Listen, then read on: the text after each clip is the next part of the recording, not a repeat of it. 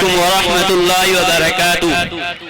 الحمد للہ وکفى وسلام علی عباده الذین اصطفى، اما بعد فقد قال اللہ تبارک وتعالی وما ارسلناک الا مبشرا ونذیرا۔ میں اس بزم پور بہار میں سیرت نبی صلی اللہ علیہ وسلم کے متعلق کچھ عرض کرنا چاہتا ہوں، اس امید کے ساتھ کہ میری بات کو بغور سنا جائے۔ جب اسلام فاران کے تو چیڑیوں سے پھیلنا شروع ہوا اور آپ علیہ السلام اپنی روشنی سے دنیا والوں کو منور کرنے لگے تو باطل پرستوں میں خلبلی مچ گئی۔ ساری طاقت و قوت دل و دماغ نور اسلام کے بجھانے میں صرف کرنے لگے۔ راستے پر کانٹے بچھا کر، تپتی ہوئی زمین پر سلا کر، آگ کے انگاروں پر لٹا کر، پھانسی کے پھندوں پر چہرا کر، گھر بار ازار کر پیارے رسول اللہ صلی اللہ علیہ وسلم کی آواز کو دبانے کی کوشش کرنے لگے، مگر حق کی آواز روز بروز بڑھتی جا رہی تھی۔ حضرات گرامی، 7 نبی محرم کا مہینہ ہے کہ مکہ کے تمام لیڈروں نے مل کر ایک میٹنگ کی۔ ابو جہل نے پوری قوم کو للکارا کہ اے غیور عربو، جس کو ہم بچہ کا کھیل سمجھ رہے تھے وہ آج ہمارے دین و عزت و آبرو کے لیے طوفان بن چکا ہے۔ جس دین کا چرچا محمد کر رہے تھے ان کے ماننے والوں کی تعداد روز بروز بڑھتی جا رہی ہے، ہمارے خداؤں کی توہین کی جا رہی ہے، جھٹلایا ٹھکرایا جا رہا ہے۔ اس لیے عربوں کے بہادر اب پوری طاقت سے آگے بڑھو ورنہ وہ دن دور نہیں ہے، مکہ سے ذلیل و خوار ہو کر نکلنا پڑے گا۔ ابو جہل کی تقریر نے پوری قوم کو گرما دیا، طرح طرح کی تدبیریں پیش کی گئی۔ بڑی دیر کے بعد یہ اولناک تدبیر پاس ہوئی کہ محمد کے ماننے والوں کا بالکل بائیکاٹ کر دیا جائے، ان سے سلام و کلام، خرید و فروخت، لین دین بالکل بند کر دیا جائے۔ چنانچہ ایک عہد نامہ لکھ کر خانہ کعبہ کی دیوار پر لٹکا دیا گیا۔ یہ پوری قوم کا فیصلہ تھا، اس کے خلاف کرنے کا کسی کو اختیار نہ تھا، کسی کی مجال نہ تھی۔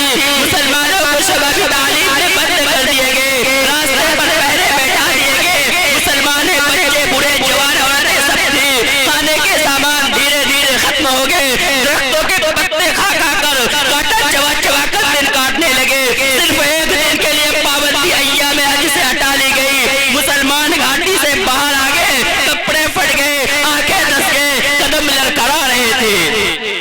حضرات گرامی، قربان جائے ان مسلمان پر جس کی زبان پر کوئی شکایت نہیں تھی۔ مسلمان کی خستہ حالت دیکھ کر کفار کہکا لگا رہے تھے اور کہہ رہے تھے کہ مسلمان کیوں تم اپنے آباء و اجداد کا دین چھوڑ کر تم ہلاک و برباد ہو رہے ہو؟ تم اب بھی محمد کا ساتھ چھوڑ دو تو تم پر سے یہ ساری پابندی ہٹا لیں گے۔ مگر مسلمانوں نے جواب دیا، اے کفار سن لو، ہم حق پا چکے ہیں، ہم دربار محمد میں اقرار محمد کر چکے ہیں، ہم پر اسرار محمد کھل چکے ہیں، ہم انوار محمدی سے فیضیاب ہو چکے ہیں۔ گفتار محمد نے ہمیں محو کر دیا، لہذا ہم طوفان سے ٹکرا سکتے ہیں، خون کا دریا بہا سکتے ہیں، آگ کے بستر پر سو سکتے ہیں، بھوک سے طرف طرف کا دم توڑ سکتے ہیں، مگر محمد مصطفیٰ کی رسالت کا انکار نہیں کر سکتے۔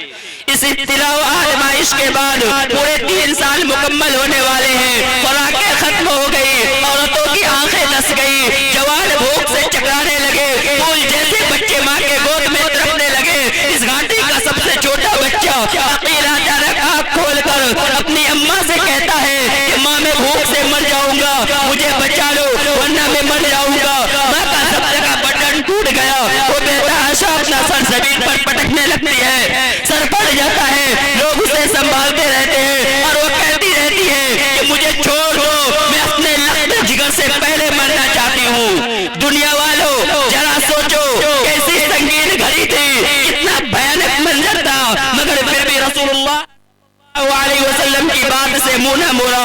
آج ہم بھی اپنے رسول اللہ صلی اللہ علیہ وسلم کی غلامی کا دعویٰ کرتے ہیں۔ اس سے سن لیجئے، اگر ہم نماز پڑھتے ہیں، روزہ رکھتے ہیں، حج ادا کرتے ہیں، زکات دیتے ہیں تو واقعی اپنے دعویٰ میں سچے اور پکے ہیں، ورنہ ہمارا دعویٰ باطل اور بیکار ہے۔ کسی شہر نے کہنے والا کیا یہ خوب کہا ہے، پہلے مسجدیں تھی کچی تو نمازی تھے پکے، آج مسجدیں ہیں پکی تو نمازی ہے کچے۔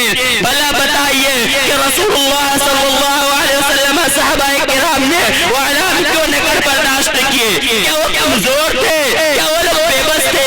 ہرگز نہیں، ایسا ہرگز نہیں. وہ تو عرش و فرش کے اور وہ ملائک کے خشک و ترک کے رسول ہادی بن کر آئے تھے، جو